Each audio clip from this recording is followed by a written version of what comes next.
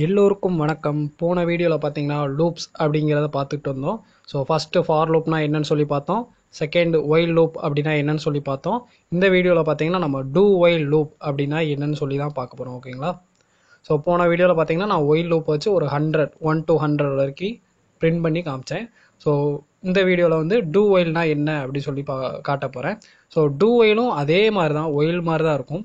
நம்ம ஃபாரும் ஒயிலும் கம்பேர் பண்ணும்போது பார்த்தீங்கன்னா ரெண்டுமே சேமாக இருந்துச்சு. அதாவது கிட்டத்தட்ட ஒன்றா தான் இருந்துச்சு. அந்த சின்டெக்ஸ் மட்டும்தான் மாறுச்சு. அதே மாதிரி தான் இப்போது இந்த ஒயிலுக்கும் டூ ஒயிலுக்கும் ஒரே மெத்தட் தான், பட் சின்டெக்ஸ் மட்டும் மாறும். ஓகேங்களா? இதுக்கு சின்டெக்ஸ் பார்த்தீங்கன்னா டூன்னு போட்டு லாஸ்ட் வந்து ஒயில் அப்படிங்கிற அந்த மெத்தடை வந்து கால் பண்ணணும். கடைசி செமிகோலன் வைக்க மறந்துடக்கூடாது. ஸோ இனிஷியலைசேஷனை எப்பவும் போல் அந்த ஒயில் லூப் மாதிரி வெளியிலேயே நான் வந்து இனிஷியலைஸ் பண்ணிக்கிறேன். நெக்ஸ்ட் உள்ளே வந்து பார்த்தீங்கன்னா அதே அந்த மெத்தடு, அதாவது என்னென்ன பிரிண்ட் பண்ணணும் அப்படிங்கிறதெல்லாம் அந்த லூப்புக்குள்ளே போயிட்டு நீங்கள் வந்து எழுதிக்கலாம். ஸோ இங்கே அதே தான் நான் பண்ணுறேன். அதாவது அந்த ஐ வேல்யூ வந்து பிரிண்ட் பண்ணுறேன், அப்புறம் வந்து ஒரு பிரேக் டேக் விடுறேன், அதுக்கப்புறம் இன்க்ரிமெண்ட் ஆப்ரேட்டர் வந்து யூஸ் பண்ணிக்கிறேன்.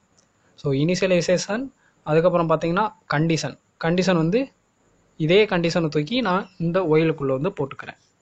ஸோ மூணுமே நம்ம வந்து இம்ப்ளிமெண்ட் பண்ணியாச்சு. இனிஷியலைசேஷன், அப்புறம் கண்டிஷன், அதுக்கப்புறம் பார்த்தீங்கன்னா இன்க்ரிமெண்ட். ஸோ இப்போ நான் 1 to 8 கொடுத்தனால பாருங்கள் எனக்கு 1லேருந்து 8 வரைக்கும் வந்து பிரிண்ட் ஆகிருக்கு. சப்போஸ் நான் ஐயை வந்து 3லேருந்து ஸ்டார்ட் பண்ண போகிறேன் அப்படின்னு சொன்னால் நீங்கள் வந்து ஐயை வந்து அங்கே வந்து சேஞ்ச் பண்ணிக்கலாம். இப்போ பாருங்கள் 3லேருந்து 8 வரைக்கும் வந்து பிரிண்ட் ஆகிருக்கு.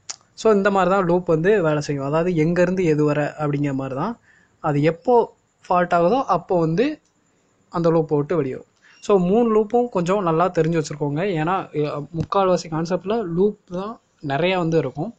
அண்ட் வெப் டெவலப்மெண்ட்லேயே அடிக்கடி லூப் வந்து எங்கேயாவது ஒரு இடத்துலையாவது இருக்கும். ஸோ அதனால் லூப்பில் கொஞ்சம் நல்லா கான்சன்ட்ரேட் பண்ணி கற்றுக்குவோங்க. ஓகேங்களா? அண்ட் நல்லா ப்ராக்டிஸ் பண்ணுங்கள். நெக்ஸ்ட் வந்து அரேனா என்னன்னு சொல்லி அடுத்த வீடியோவில் வந்து பார்க்கலாம். ஸோ அவ்வளோதான் இந்த வீடியோ உங்களுக்கு பிடிச்சிருந்துன்னா மறக்காமல் லைக் பண்ணுங்கள், ஷேர் பண்ணுங்கள் அண்ட் கமெண்ட் பண்ணுங்கள். அண்ட் இது வரைக்கும் நம்ம சேனலை சப்ஸ்கிரைப் பண்ணாதவங்க மறக்காமல் சப்ஸ்கிரைப் பண்ணுங்கள். ஸோ அடுத்த வீடியோவில் பார்க்கலாம். பாய்.